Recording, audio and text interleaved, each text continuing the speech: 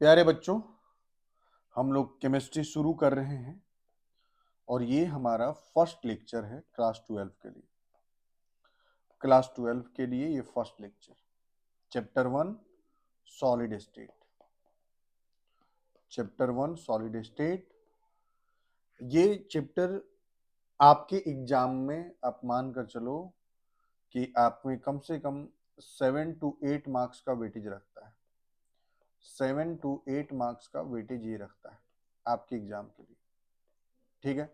Subjective और objective मिला करके 7 से 8 नंबर का वेटेज रखता है। तो इस चैप्टर को हमको पढ़ना है, लेकिन इस चैप्टर को पढ़ने के लिए हमको कुछ जो है वो अपने तरफ से ऐड करना है और जानना पड़ेगा, समझना पड़ेगा कहानी को कि ये जो सॉलिड स्टेट है, इस सॉलिड स्टेट की जब बात कर रहे हैं तो ये है क्या? तो ये एक फिजिकल स्टेट है। फिजिकल स्टेट किसका फिजिकल स्टेट है भाई? तो ये मैटर का फिजिकल स्टेट, किसी भी वस्तु का फिजिकल स्टेट। अब ये जो सॉलिड स्टेट या फिजिकल स्टेट की बात कर रहे हैं तो थोड़ा इसको और गहराई में चलिए और उसको समझते हैं, ठीक है।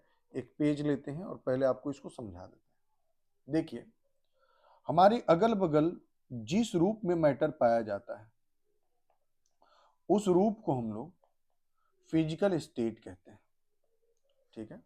उसको हम लोग क्या कहते हैं? Physical state. और ये फिजिकल स्टेट हमारे अगल बगल जो पाए जाते हैं वो 3 हैं, ऐसे 5 हैं, लेकिन हमारे अगल बगल जिनका हम डेली लाइफ में यूज करते हैं वो 3 हैं। कौन कौन? तो हम जो है यहां पर बात करें, एक होता है सॉलिड, एक होता है लिक्विड और एक होता है गैस। हम एक ही सबस्टांस का ये तीनों रूप मान लो लेकर के चले तो हम लेकर चलते हैं, चलो, आइस, वाटर और उसके बाद वेपर। आप जब आइस की बात करते हो तो क्या समझते हो? आइस मतलब आइस आप ऐसा देखते हो एकदम कठोर हार्ड ऐसा देखते हो, लेकिन वहीं जब वाटर आप देखते हो तो क्या देखते हो? ऐसे फ्लो कर रहा है, ऐसे बह रहा है। और वहीं जब वेपर देखते हैं तो ऐसे ऐसे देखते हैं, चारों तरफ ऐसे रैंडम तरीके से फैला। अब बताओ, आइस हो, वाटर हो या वेपर हो, ये तीनों किससे बने हुए हैं? H2O से बने हुए हैं। तो H2O का ये 3 रूप, आइस, वाटर और वेपर, ठीक है। अब हम आखिर किस बात पर ये निर्धारित कर रहे हैं कि ये आइस वाला रूप जो है सॉलिड है, वाटर वाला लिक्विड है, वेपर वाला गैस? तो इसको निर्धारित करने के लिए 2 फैक्टर लाए गए। क्या फैक्टर है और वो फैक्टर आया कहां से, तो उस पर चर्चा कर लेते हैं। जब उस फैक्टर की हम बात करते हैं तो यहां समझो कि आइस हमारा कितने डिग्री सेल्सियस पर है? 0 डिग्री सेल्सियस पर, या इससे कम पर ही होगा। -1 पर हो सकता है, -5 पर हो सकता है, -10 पर हो सकता है। लेकिन जब वाटर की बात करते हैं तो ये 20 डिग्री सेल्सियस पर हो सकता है, 30 डिग्री सेल्सियस पर हो सकता है, 40 डिग्री सेल्सियस पर हो सकता है, 10 डिग्री सेल्सियस पर हो सकता है। और वेपर कितने पर बनता है? 100 डिग्री सेल्सियस पर। समझिए बात को, 100 डिग्री सेल्सियस पर। तो जब वेपर 100 डिग्री सेल्सियस पर बन रहा है, इसका मतलब है कि वेपर में हीट क्या होगा? सबसे ज्यादा हीट इसके अंदर का सबसे ज्यादा होगा। और जो हमारे पास यहां पर आइस है, इसका हीट क्या हो गया? सबसे कम। क्योंकि यहां टेम्परेचर सबसे कम है तो हीट भी क्या होगा? कम होगा, गर्म कम होगा। वो देखते हो ना, बर्फ कितना ठंडा होता है, लेकिन वेपर का हीट क्या है? ज्यादा है। क्लियर है बात? अब हीट जो है, समझना यहां पर, हीट जो है इसी को हम एक नाम देंगे। यहां देखिए, इसको इरेज करते हैं और इसको ऊपर में हम बनाने की कोशिश करते हैं और आपको समझाते हैं, समझना, ठीक है। अब देखो, इसको समझने की कोशिश करना। ये क्या है? ये सॉलिड है, ये लिक्विड है और ये गैस है। तो यहां का हीट जो है वो सबसे कम है। और हीट जो है क्या है? हीट, तो हीट एक तरह का क्या है? एनर्जी है। इस एनर्जी को क्या नाम दिया जाता है? Thermal energy. Thermal energy. तो यहां का थर्मल एनर्जी सबसे कम, और जब हम वेपर में बात करेंगे तो वेपर का थर्मल एनर्जी सबसे ज्यादा। वेपर का थर्मल एनर्जी सबसे ज्यादा। यानी हम यहां से एक बात तो कह सकते हैं कि जब हम आइस को इमेजिन करते हैं तो आइस के अंदर में जो भी पार्टिकल्स हमको दिखता है वो एकदम स्टेबल दिखता है, एक जगह पर ठहरा हुआ दिखता है। जैसे आइस में हमारे पार्टिकल्स इस प्रकार से होते हैं, जो भी वाटर मॉलिक्यूल होंगे वो इस प्रकार से होंगे, एकदम टाइटली पैक्ड, तभी ना वो एकदम कठोर रहता है, हार्ड रहता है। वहीं वाटर में थोड़ा थोड़ा इनके बीच में क्या आ जाता है? स्पेस आ जाता है, ऐसा स्पेस रहता है। और जब वेपर की बात करते हैं तो एकदम इनके मॉलिक्यूल्स एक दूसरे से क्या होते हैं? दूर दूर होते हैं ऐसे। तो जब हम देख रहे हैं कि वेपर का थर्मल एनर्जी जो है वो सबसे ज्यादा है, और इसी के कारण हम कह सकते हैं कि यहां पर पार्टिकल्स एक दूसरे से बहुत दूर दूर हैं, एकदम दूर दूर अलग अलग है। पार्टिकल्स एक दूसरे से काफी डिस्टेंस मेंटेन किए हुए हैं, क्योंकि आप देखो, आप ये देख चुके हो कि बर्फ जो रहता है स्थिर रहता है, जहां रख दिए वहां रख दिए। लेकिन क्या वेपर को आप एक जगह रख सकते हैं? नहीं, वो हमेशा मूव करता रहेगा, वो गति करता रहेगा। तो अगर वो गति कर रहा है तो गति करने का रीजन क्या है? क्योंकि इसके अंदर का थर्मल एनर्जी क्या हो जा रहा है? ज्यादा। और मूव करके एक दूसरे से इसके पार्टिकल दूर दूर हो जा रहे हैं। तो दूर अगर है पार्टिकल बच्चे, तो आप बताओ कि इसके अंदर का फोर्स ऑफ अट्रैक्शन स्ट्रांग होगा या वीक होगा? तो यहां का फोर्स ऑफ अट्रैक्शन जो है, यहां पर फोर्स ऑफ अट्रैक्शन जो है वो क्या रहेगा? कमजोर रहेगा, वीक रहेगा। लेकिन वहीं जब हम यहां देख रहे हैं तो आइस के मॉलिक्यूल एक दूसरे को मजबूती से पकड़े हुए हैं ऐसे। अब जब ये पकड़े हुए एक दूसरे को मजबूती से, तो आप बताइए क्या ऐसे कंडीशन में यहां का फोर्स ऑफ अट्रैक्शन स्ट्रांग होगा या नहीं होगा? फोर्स ऑफ अट्रैक्शन स्ट्रांग होगा, स्ट्रांग होगा। यानी सॉलिड के अंदर में थर्मल एनर्जी लो होगा जबकि फोर्स ऑफ अट्रैक्शन स्ट्रांग होगा। लेकिन वहीं जब हम वेपर में देख रहे हैं तो थर्मल एनर्जी हाई होगा और फोर्स ऑफ अट्रैक्शन वीकेस्ट होगा। और ये जो बीच वाला वाटर वाला है, ये तो दोनों के मिड में पाया जाएगा। थर्मल एनर्जी की जब बात करेंगे तो यहाँ पर वाटर से ज्यादा होगा, सॉरी आइस से ज्यादा होगा जबकि वेपर से कम होगा। फोर्स ऑफ अट्रैक्शन आइस से कम होगा और वेपर से ज्यादा होगा। तो कहने का मतलब है कि ये दो वो आधार हैं, फोर्स ऑफ अट्रैक्शन और थर्मल एनर्जी, जिसके बेसिस पर हम सॉलिड, लिक्विड और गैस को समझ सकते हैं। यानी अगर सॉलिड है तो सॉलिड के अंदर में फोर्स ऑफ अट्रैक्शन स्ट्रांग होगा मॉलिक्यूल के बीच का, और थर्मल एनर्जी क्या होगा? कम होगा। तो इसको हम क्या कह देंगे? इसको हम कह देंगे सॉलिड। समझ में आ रही बात? इसको हम सॉलिड नाम दे देंगे। तो आइए इसी को यहां पर स्टेटमेंट के तौर पर आप देख लीजिए। देखिए, atomic tug war, atomic, the matters state is determined by two opposing forces.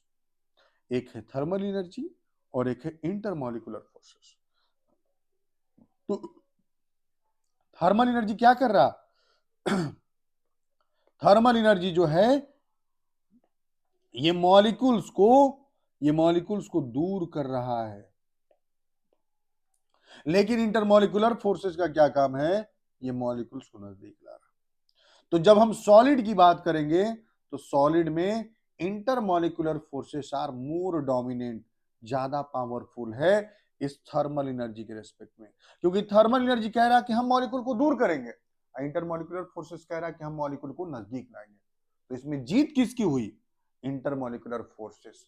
और इसी कारण से इंटरमॉलिक्यूलर फोर्सेस यहां पर मोर डोमिनेंट है in comparison to thermal energy. ठीक है, तो particles get so close to they cling together and occupy fixed position, है ना, फिक्स्ड पोजीशन को, क्योंकि आपका फोर्स ऑफ अट्रैक्शन ज्यादा स्ट्रांग है तो एक फिक्स पोजीशन को पा जाते हैं और they stop moving and can only oscillate in place. ये मूव नहीं कर पाते हैं लेकिन अपनी पोजीशन पर क्या करेंगे, वाइब्रेट करते रहेंगे, अपनी पोजीशन पर अप एंड डाउन वाइब्रेट करते रहेंगे। तो वाइब्रेशन रहेगा लेकिन मूवमेंट नहीं रहेगा। क्लियर होगी बात। अब इसी के बेसिस पर हम लोग सॉलिड के बारे में, अब सॉलिड के प्रॉपर्टीज, तो क्या क्या प्रॉपर्टीज हो जाएंगे भाई। तो पहला कि डिफिनिट मास होगा, डिफिनिट वॉल्यूम होगा, डिफिनिट शेप होगा। अब बताओ ये जो मैटर है इसका मास तो हमेशा कांस्टेंट। मास देखो, मास के बारे में जब बात करेंगे तो सॉलिड हो, लिक्विड हो या गैस हो, सबका मास एक जैसा होता है, सबका मास कांस्टेंट होता है, वो परिवर्तनशील नहीं होता। लेकिन वॉल्यूम, जब हम सॉलिड की बात करते हैं तो वॉल्यूम क्या होता है, कांस्टेंट। ऐसा थोड़ी है कि आपके पास जो मोबाइल है वो आपके हाथ में है तो अलग शेप में है, कहीं टेबल पर रख दिए तो अलग शेप में आ जाएगा, ऐसा तो नहीं होता। तो सॉलिड का जो शेप है वो क्या रहता है, फिक्स रहता है। वॉल्यूम भी क्या रहता है, फिक्स रहता है। जितना जगह आपके हाथ में घेरेगा उतना ही जगह वो क्या करेगा, सब जगह घेरेगा। तो वॉल्यूम, मास और शेप तीनों फिक्स्ड होगा। अगला, इनके बीच का इंटरमॉलिक्यूलर डिस्टेंस जो है वो वीकेस्ट होगा। इंटरमॉलिक्यूलर डिस्टेंस जो है वो क्या रहेगा, वीकेस्ट रहेगा। इनके बीच का इंटरमॉलिक्यूलर डिस्टेंस वीकेस्ट, सबसे शॉर्टेस्ट रहेगा, सबसे छोटा रहेगा। कारण आप समझ लीजिए, क्योंकि हम आपको जैसा कि बताया कि यहाँ पर strong intermolecular force of attraction होने के कारण एकदम मॉलिक्यूल्स इस प्रकार से टाइटली पैक्ड है, तो यहाँ का डिस्टेंस एकदम, इनके बीच का खाली स्थान क्या है, न के बराबर होगा।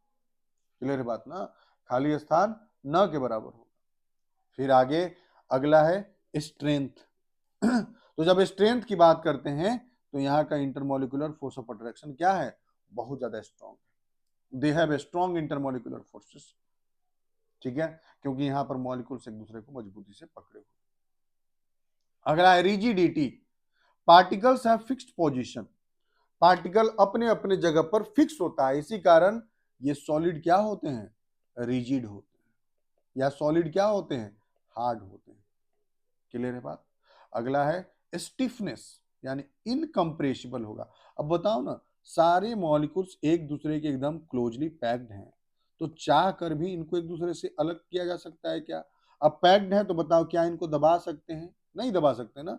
जितना भी जगह था वो जगह घेर लिया जा चुका है, अब इनमें बीच में जगह नहीं है खाली, तो इस कारण से इनको दबाया नहीं जा सकता, तो दे आर इनकम्प्रेसिबल। ये सॉलिड के कुछ प्रॉपर्टी हो गए। और भी प्रॉपर्टी है कि इनका डेंसिटी जो है हाई होता है, डेंसिटी हाई होता है, मेल्टिंग पॉइंट हाई होता है ना। तो ये सारा चीज इसके प्रॉपर्टी के अंतर्गत आ जाता है। अब आइए अगले पॉइंट। अगला पॉइंट है जो बड़ा इंपॉर्टेंट है और ये आपके एग्जाम पॉइंट ऑफ व्यू से बहुत ज्यादा कारगर है, वो है two ways to build a solid. अब आपको समझाते हैं। जब आप एक सॉलिड को बनाने की बात करते हैं तो सॉलिड को बनाने का दो तरीका हो सकता है। एक तरीका ये हो सकता है कि हम सॉलिड के मॉलिक्यूल्स को ऐसे एकदम बढ़िया से सजाएं, तरीके से सजाया जाए सारे मॉलिक्यूल्स को। और एक तरीका ये हो सकता है कि हम सारे मॉलिक्यूल्स को ऐसे रैंडम तरीके से रखें। दो तरीके हो सकते हैं ना, कि हम मॉलिक्यूल्स को एकदम अच्छे से सजा रहे हैं।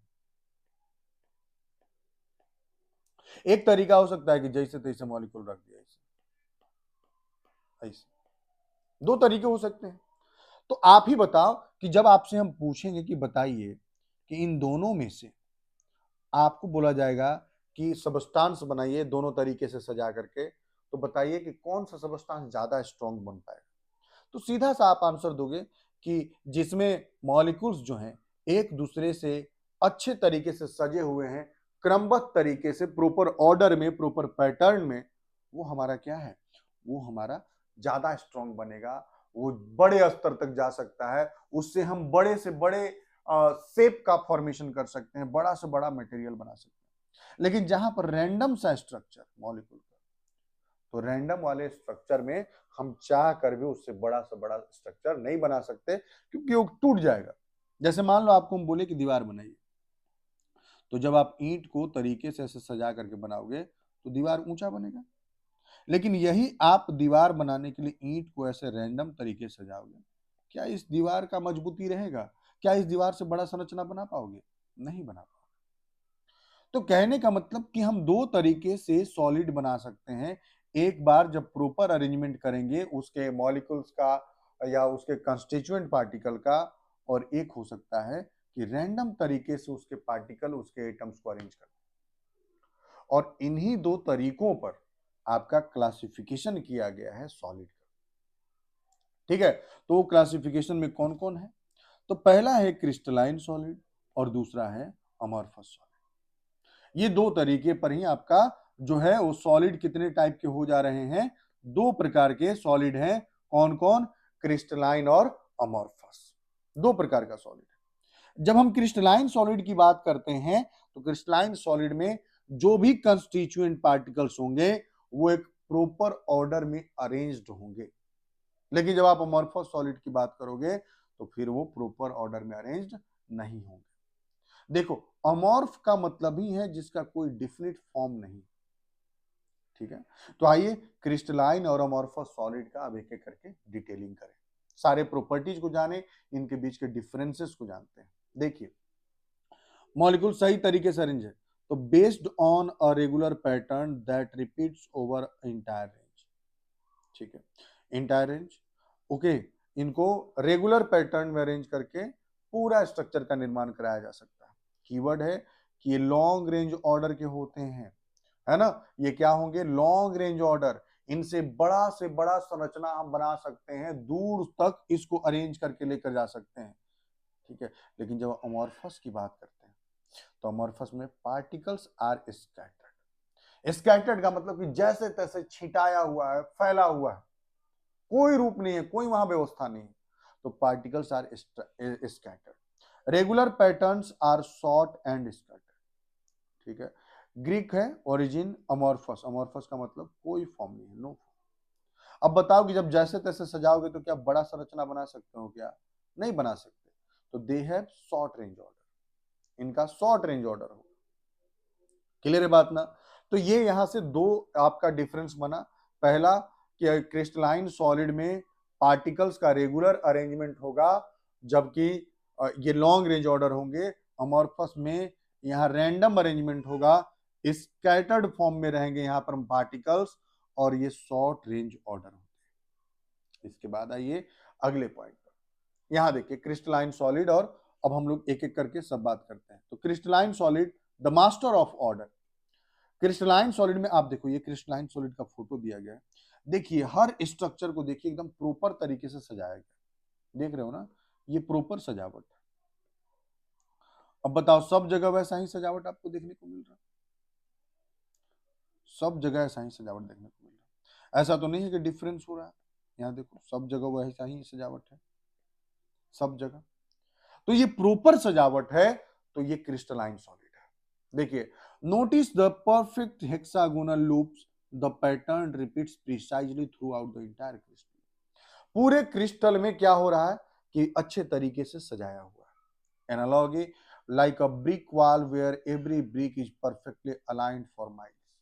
दीवार बनाते वक्त सभी ईंटों को सही तरीके से उनके जगहों पर रखा जाता है, वही है क्रिस्टलाइन सॉलिड। इसका उदाहरण में सोडियम क्लोराइड है, क्वार्ट्ज है। देखिए एक बात समझिए कि जितने भी नेचुरल सॉलिड आपको दिखते हैं, नेचुरल सॉलिड, नेचुरल सॉलिड में सारे मेटल्स हो जाएंगे, है ना, सारे मेटल्स, सारे गैसेस जो आप पढ़ते हो, कार्बन डाइऑक्साइड हो गया, वाटर हो गया जिस आइस का फॉर्म रहेगा, nitrogen gas, oxygen gas, hydrogen chloride, है ना, हाइड्रोजन फ्लोराइड, NH3, CCl4, है ना, CCl4 हो जाएगा, ये जो भी है, आर्गन, नियोन, ये सब किसके अंतर्गत आएंगे? क्रिस्टलाइन सॉलिड के अंतर्गत आएंगे। जो भी नेचुरल सॉलिड आप अपने अगल बगल देखते हो, हमारे शरीर की हड्डियां, उनमें कैल्शियम होता है, calcium, iron, calcium carbonate, calcium oxide, magnesium oxide, sodium chloride, ये सभी क्रिस्टलाइन सॉलिड के एग्जांपल हैं। लेकिन जब आइए आप अमॉर्फस में, तो अमॉर्फस में क्या है? शेपलेस रिबेल्स, यानी अमॉर्फस सॉलिड। इसमें कोई ऑर्डर नहीं है, आप देखो ना, कोई ऑर्डर मैच कर रहा है, सब एक दूसरे से अलग अलग। तो यहाँ कोई ऑर्डर नहीं है, यहाँ रैंडम है, पार्टिकल्स रैंडमली अरेंज्ड है। Compare this to previous slide. The atoms are the same, but the arrangement is chaotic. There is no repeating pattern. यहाँ कोई रिपीटिंग पैटर्न नहीं, ये रैंडम तरीके से अरेंज्ड है, कोई रिपीटिंग पैटर्न नहीं। Like a pile of BRICS dumped into the ground. अब क्या करोगे, ट्रैक्टर में पूरा लाओ, ट्रैक्टर में पूरा भर करके लाए हैं ईंट, और उसको जमीन पर ऐसे ही ट्रैक्टर से गिरा दिए रैंडम तरीके से, सब ऐसे ही रख दिया, तो वो हो गया आपका क्या, वो आपका अमorphous सॉलिड का स्ट्रक्चर हो गया। रैंडम, कोई व्यवस्था नहीं, जैसे ग्लास, रबड़, प्लास्टिक, बेकेलाइट हो जाएगा। बेकेलाइट में आप देखो, बेकेलाइट में आप वो जो आप कुकर का हैंडल देखते हैं काला वाला लगा रहता है, टायर में है, ट्यूब में है, आप जो कपड़ा पहने रहते हैं सब अमorphous सॉलिड है। आपके कपड़े के जो धागे हैं सभी अमorphous सॉलिड है। यहाँ पर पॉलीथीन हो जाएगा, प्लास्टिक हो जाएगा, पॉलिस्टर हो जाएगा, ये सभी किसकी एग्जाम्पल होंगे, ये सभी अमorphous सॉलिड की एग्जाम्पल होंगे। क्लियर है बात। अब आइए सॉलिड्स दैट फ्लोज, ये बड़ा ही इंपॉर्टेंट है। एक क्वेश्चन बनता है कि glass is a super cooled liquid, glass is a super cooled liquid. अब ये सवाल बड़ा इंपॉर्टेंट बन जाता है, कई बार तो आपके बोर्ड एग्जाम में भी पूछा गया कि glass is a super cooled liquid, why, explain कीजिए। अब देखिए दो यहाँ फोटो लिए गए, ये एक शीशा लिया गया है खिड़की का। खिड़की का अगर आप शीशा देखोगे, जो अगर पुराने बिल्डिंग में देखोगे, तो उसका ऊपर वाला सतह पतला रहता है, जैसा कि यहाँ दिखाया गया इस वाले फोटो में, ऊपर वाला सतह पतला रहता है और नीचे वाला सतह उसका देखिए थिक हो जाता है। तो इस थिकनेस के बढ़ने का कारण यह होता है ना कि जो हमारे पास शीशा होता है, इस शीशे के ऊपर में जब सनलाइट पड़ता है, तो वर्षों वर्ष तक सनलाइट पड़ रहा, तो इस सनलाइट को क्या करता है शीशा, एब्जॉर्ब करता है, यहां से हीट एब्जॉर्ब करता है, और इसी हीट के एब्जॉर्प्शन के कारण ये शीशा जो है मेल्ट करके कहाँ आता है, नीचे आता है। ये मेल्ट करता है, धीरे धीरे मेल्ट करके फ्लो करता है, पिघल करके नीचे की ओर बहता है, और इसी कारण नीचे वाला सतह मोटा हो जाता है, ऊपर वाला सतह पतला हो जाता है। तो कहने का मतलब है कि शीशे के अंदर में धीरे धीरे फ्लो करने की क्षमता है लिक्विड की तरह, ठीक है, इनमें बहाव की क्षमता है, और इसी कारण से इनको हम लोग नाम देते हैं super cooled liquid, super cooled liquid. इसी कारण से कहते हैं क्योंकि इनमें बहुत धीरे से फ्लो करने की क्षमता है, ठीक है, they have tendency to flow though very slowly, धीरे धीरे बहाव करने की क्षमता होती है, इसी कारण से इनको हम लोग क्या नाम देते हैं, अमorphous सॉलिड। और ये ग्लास हमारा सुपर कूल्ड लिक्विड कहा जाता है। सुपर कूल्ड मतलब बहुत ज्यादा ठंडा किया, तो ये सुपर कूल्ड लिक्विड कहा जाता है, ठीक है। द प्रूफ, वही जो हम आपको समझाया वो यहाँ लिखा गया है। Classification, because of this they are called pseudo solids, इनको अमorphous सॉलिड को आप स्यूडो सॉलिड भी कह सकते हैं, क्योंकि ये है सॉलिड की तरह, लेकिन इनमें गुण नहीं पाया जा रहा सॉलिड वाला, ये लचीले हैं, इनको मोड़ा जा सकता है ना, इनमें बहाव की भी क्षमता कई बार देखी जा रही है, तो ये सॉलिड है लेकिन सॉलिड वाला गुण नहीं है, इस कारण से इनको स्यूडो सॉलिड नाम दिया जाता है। जबकि वही बात करेंगे आपने क्रिस्टलाइन सॉलिड के लिए, तो ट्रू सॉलिड माने जाते हैं। ओके, अगला है the heat test. Heat test की बात करें तो जैसे अगर आप सॉलिड को पिघलाएंगे, क्रिस्टलाइन सॉलिड को पिघलाएंगे, तो जैसे आपके पास आइस है, तो बताओ आइस कितने डिग्री सेल्सियस पिघलने में लगता है, 0 डिग्री, फिक्स है ना। आप अपने हाथ में आइस लीजिएगा तो क्या वो किसी एक कोने से पिघलता है क्या, या ऐसे होता है कि पहले पिघलने का नाटक करता है, धीरे धीरे धीरे धीरे, ऐसा नहीं ना, वो सीधे पिघलना शुरू करेगा, पानी में बदलने लगेगा। लेकिन आप प्लास्टिक को पिघलाओ तो पहले वो सॉफ्ट होगा, धीरे धीरे मुलायम होगा, तब जाके धीरे धीरे पिघलना शुरू करेगा। तो जो प्लास्टिक है वो एक रेंज में टेम्परेचर चाहता है, उसको एक रेंज में दीजिए कि 100 डिग्री सेल्सियस से 200 डिग्री सेल्सियस तक, इतना तक टेम्परेचर लगातार देते रहोगे तब वो पिघलेगा। ऐसा नहीं कि 100 पर ही पिघल जाएगा, उसको कंटिन्यूअसली आपको टेम्परेचर प्रोवाइड करते रहना पड़ेगा तब जाकर के। तो कहने का मतलब है कि क्रिस्टलाइन सॉलिड का जो मेल्टिंग पॉइंट होगा वो क्या होगा, शार्प होगा, कांस्टेंट होगा, फिक्स होगा। लेकिन यहां का जो मेल्टिंग पॉइंट होगा वो एक रेंज में होगा, रेंज में, कि 100 से 200 डिग्री सेल्सियस, 50 से 60 डिग्री सेल्सियस, ऐसा करके होगा, ठीक है ना, क्योंकि यहां पर एक डिफरेंट टेम्परेचर पर नहीं, पहले धीरे धीरे मुलायम होगा तब पिघलेगा। तो यहां पर क्रिस्टलाइन सॉलिड की जब बात करते हैं तो melts at a sharp characteristic temperature, changes from solid to liquid abruptly, तुरंत बदल जाता है, सॉलिड से तुरंत लिक्विड में बदल जाएगा, softens gradually over a range of temperature and can be molded and blown while soft, पहले ये क्या होगा, पहले धीरे धीरे पिघलना शुरू करेगा, मुलायम पड़ेगा, सॉफ्ट होता जाएगा। अब बताओ, जब यहाँ पर टेम्परेचर फिक्स है तो इस टेम्परेचर तक पहुंचाने के लिए हीट भी फिक्स होगा, तो यहाँ का हीट ऑफ फ्यूजन भी डिफिनिट होगा। लेकिन वही होगा कि यहाँ पर हीट ऑफ फ्यूजन डिफिनिट नहीं होगा, वो भी एक रेंज में होगा कि 10 जूल 100 जूल से 120 जूल तक एनर्जी देना पड़ेगा, क्योंकि टेम्परेचर भी कांस्टेंट नहीं है तो उसके लिए दिया गया हीट भी कांस्टेंट नहीं होगा। तो अमॉर्फस सॉलिड का मेल्टिंग पॉइंट कांस्टेंट होगा, फिक्स होगा, और अमॉर्फस सॉलिड का फिक्स नहीं होगा। हीट ऑफ फ्यूजन इसमें फिक्स होगा, इसमें फिक्स नहीं होगा, इसमें एक रेंज में रहेगा। अगले पर आइए, cut test. Cut test, cut test को आप क्लीवेज प्रॉपर्टी भी कह सकते हैं, आप इसको क्लीवेज प्रॉपर्टी भी कह सकते हैं।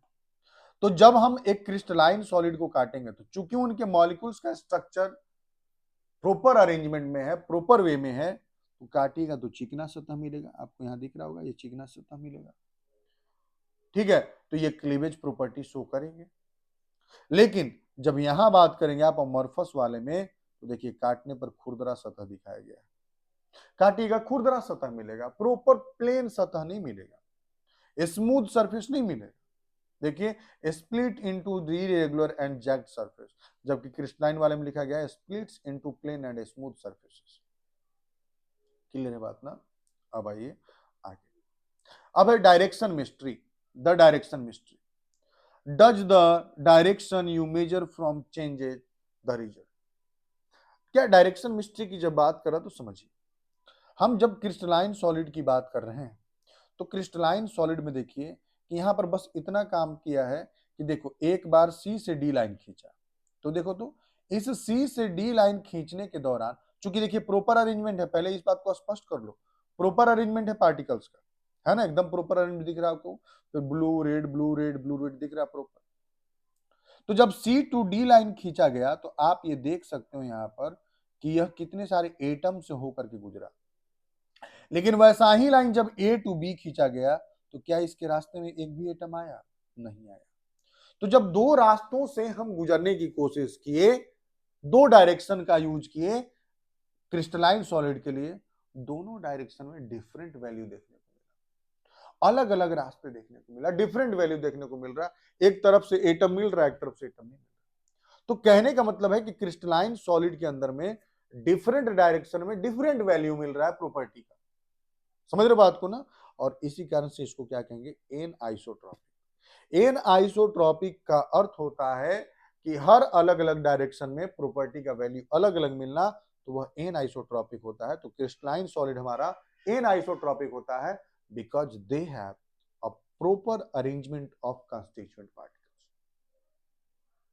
लेकिन जब आप अमॉर्फस में बात करेंगे, तो अमॉर्फस को बात करेंगे तो देखो अमॉर्फस के पार्टिकल्स इस प्रकार से हैं, रैंडम तरीके से सजे, ऐसे सजे, कोई ऑर्डर फॉलो नहीं हो रहा। तो कहीं से भी आप यहां से लाइन गुजारने की कोशिश करो तो बताओ इसके रास्ते में एटम आ जा रहा है कि नहीं आ रहा, कहीं से भी गुजारने की कोशिश करो एटम आ जा रहा।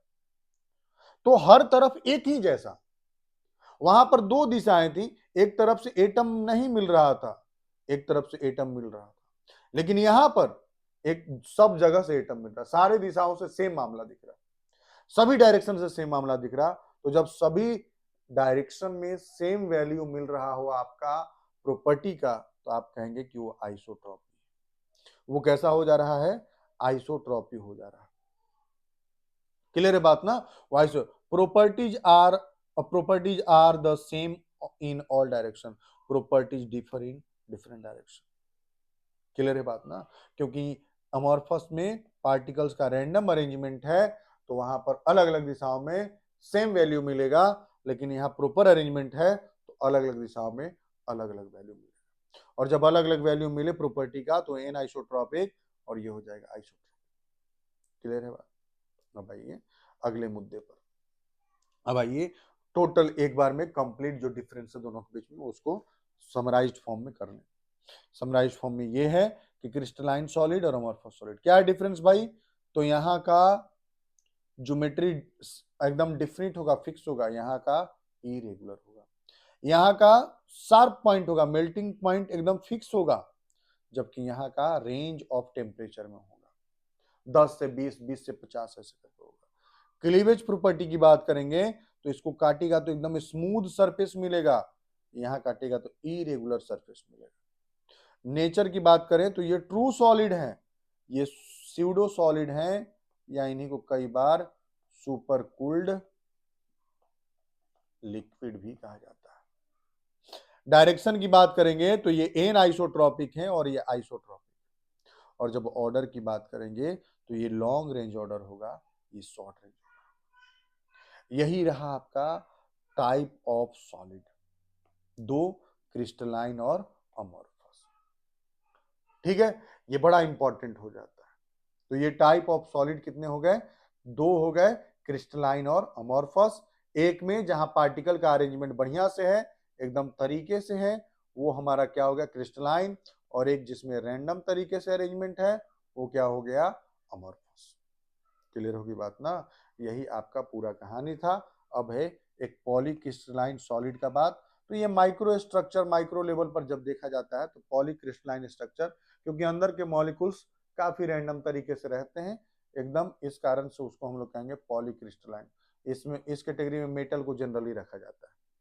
ठीक है, और लास्ट यही है कि वाई अमोर्फस सॉलिड मैटर। तो देखो हमारे जीवन में ना अमोर्फस सॉलिड का सबसे बड़े स्केल पर यूज करें।